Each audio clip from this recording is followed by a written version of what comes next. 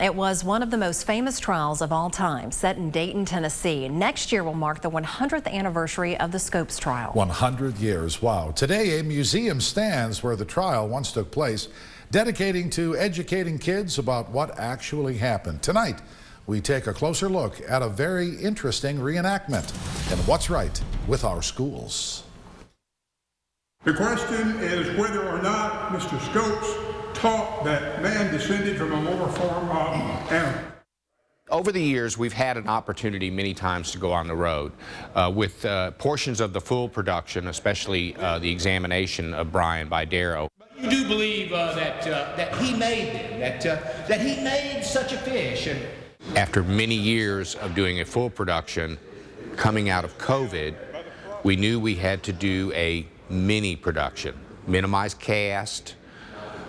So we were able to hire a writer who wrote the production we're showing today, how it started, and it is a 1-hour version. It is a narration story. I cannot believe that we're actually here.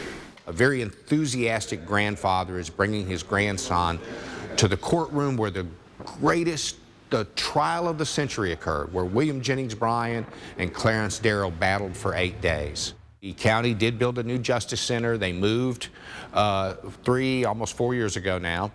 So this has enabled us.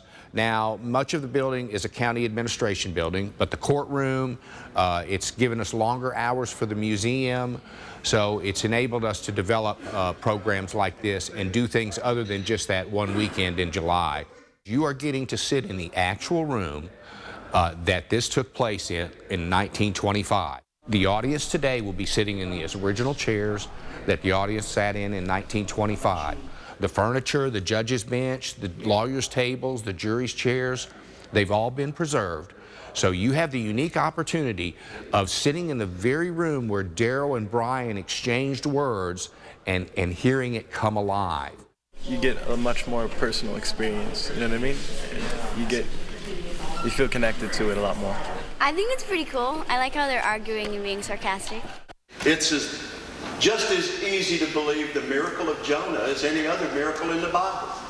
Today's performance is focused on students. This is our first year doing it, to invite students from the southeast Tennessee area. We have people coming as far as from Murfreesboro and Knoxville. I think it's pretty cool. I've read a little bit about it. I'm writing a research paper on creation-evolution debate, and it's really cool to watch this. it would be a congregating place to get the daily news and information. We do have a museum with artifacts and photographs and so forth from the trial. We take them down to the museum and give them a tour. We're very excited. This is the 99th year.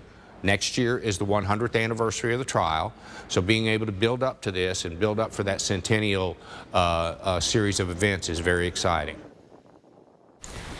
If you know of something that is happening in our schools, we'd love to hear about it. Just log onto our website, WDEF.com, and click on the What's Right with Our Schools link and fill out the form to submit some information.